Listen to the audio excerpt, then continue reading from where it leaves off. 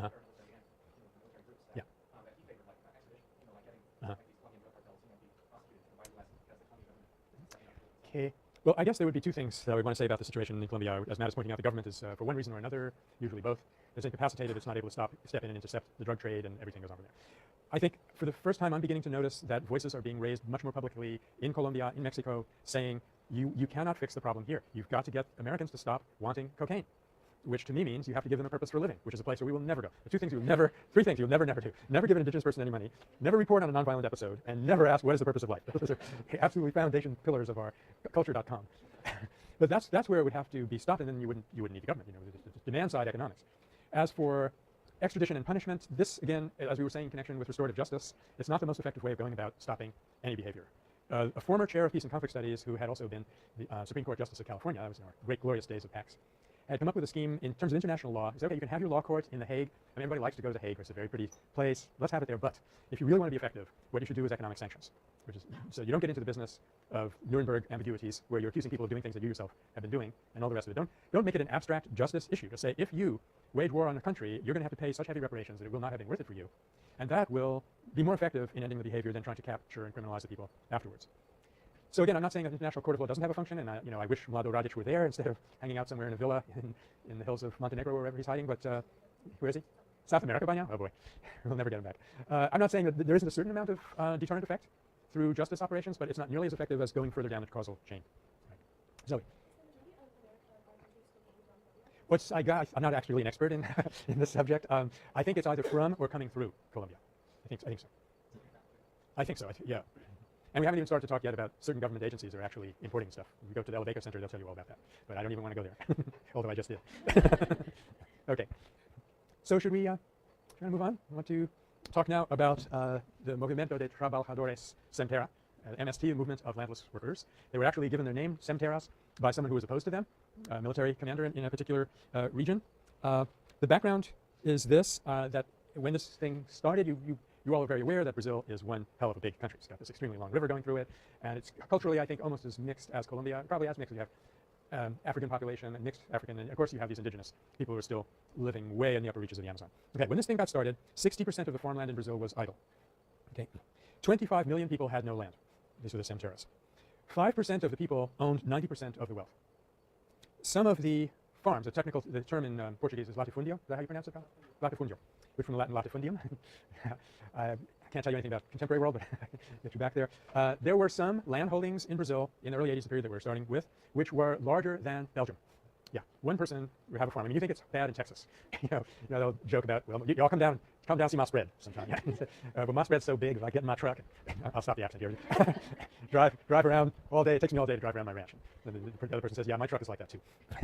But if you think we have unequal landholding problems in this country, just imagine 25 million people on the edge of destitution, living in these favelas, which have been considered probably the lowest grade human habitations on the planet. I remember a colleague of mine, Professor Sternberg from the geography department, going down to back home. He was from Brazil, going down there one time with an entomologist who was studying ants, ANTS, and the guy came back and said, the ants spend more time on their housing than the people do, and they're doing better with it.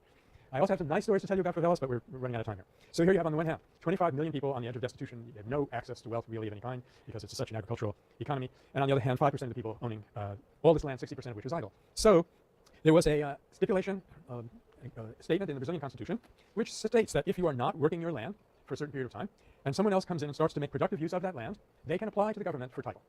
Huh? The period, okay, if it's been idle for 10 years, okay.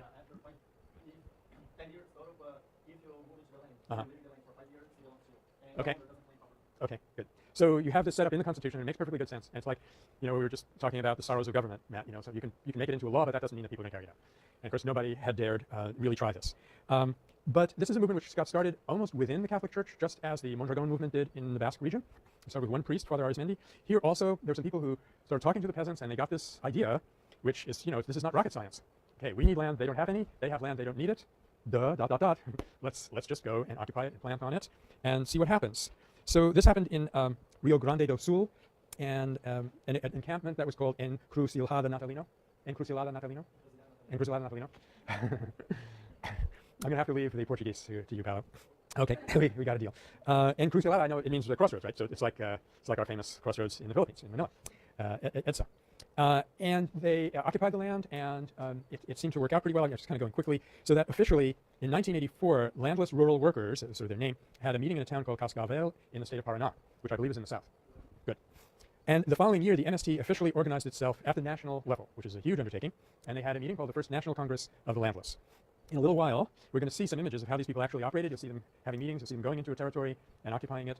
But this is basically how the resistance, if you want to call it that, works. Do note, this is perfectly legal.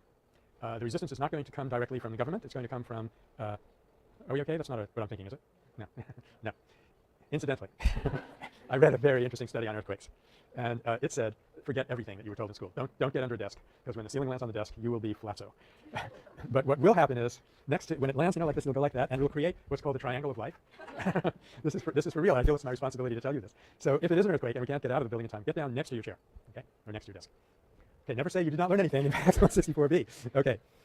So here's the basic situation. It is legal. You are applying the law, and of course the resistance is going to come, as it does all over South America, from landowners and people whom they hire.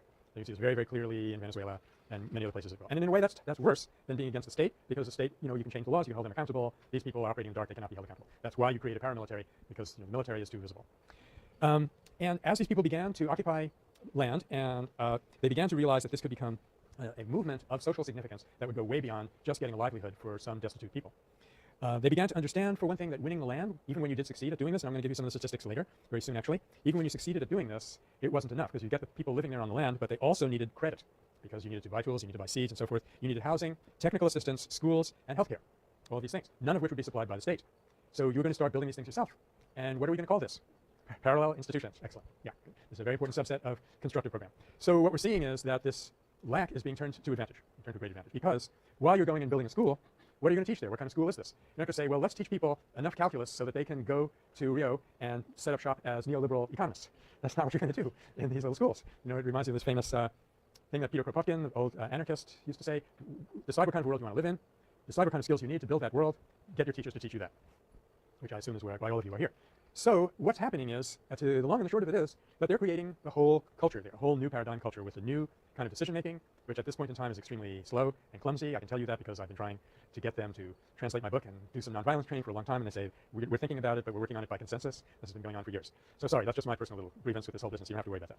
But this is an incredible opportunity. It's like World War II wiped out the infrastructure of Japanese and German industry, as a result of which they have the strongest economies in the world, because you get to start over again. In an even deeper way, here are people who are building the kind of world that we want to have, with democratic decision-making, relevant but not superficial, not employment-oriented education, and they're building communities of a kind. I mean, this is amazing. Gandhi had communities in place. All you have to do was bring them back to life, bring them back online. But here are people who are just living randomly in encampments or in slums and favelas, and you have them actually starting communities. So you can imagine, on one hand, how difficult, but on the other hand, how exhilarating this is. And they discovered in the course of time, in other words, that what they were going against is not just one landholder here or one latifundio here, but they were going against the whole neoliberal model.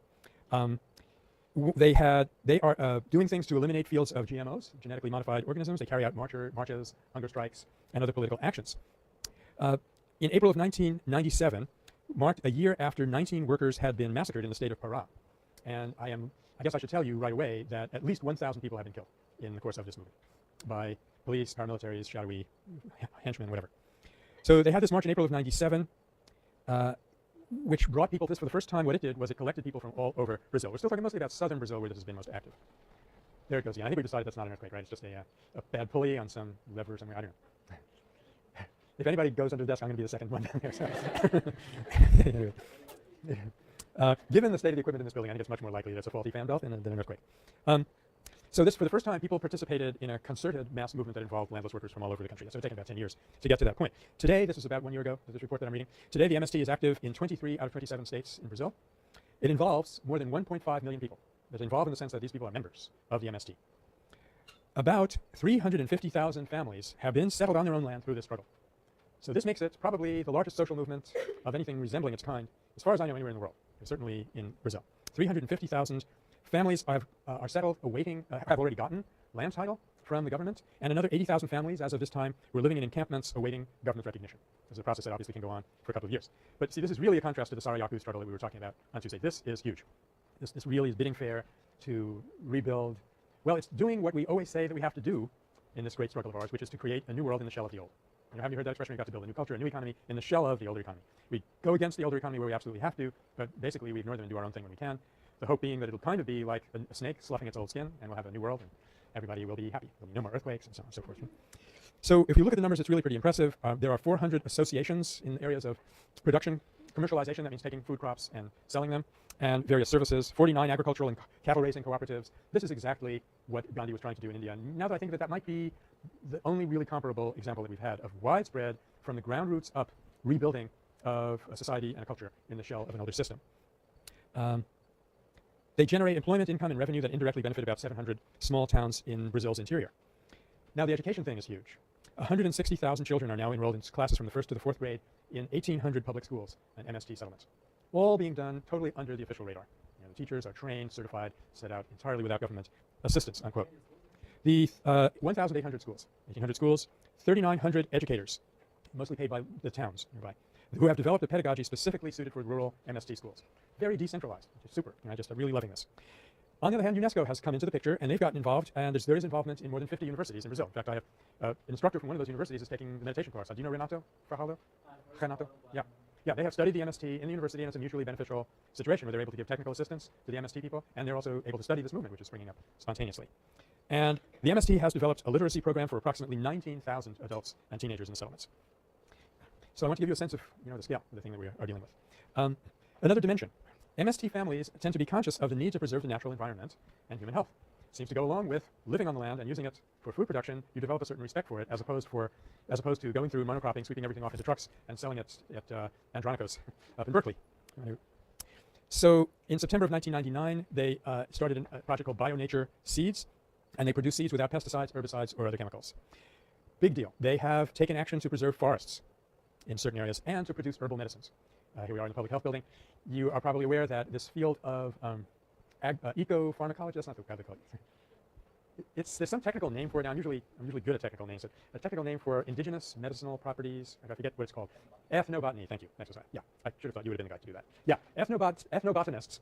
And if there are any of you here in the room, you know who you are.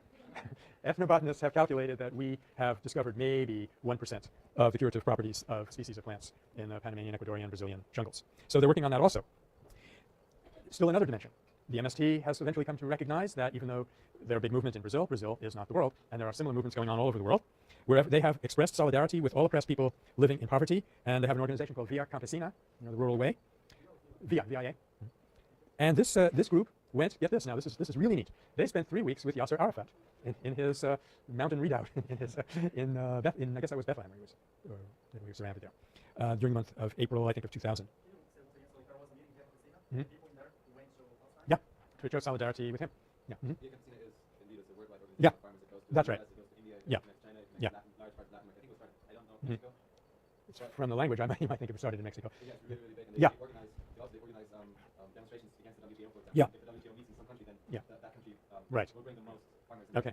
Yeah, I actually said that slightly wrong. It wasn't the MST that started the Via Campesina, but they have participated in, for example, this delegation to Arafat. Yeah, it's very big, and qualitatively, it's different because I guess we've said this a time or two, but it's a very big fact we ought to keep in mind that the big drawback for most indigenous people has been their isolation, and that has limited their effectiveness. And this is the first time in world history where they're beginning to come in contact with one another, and that could become an unstoppable force. Yeah. Yeah.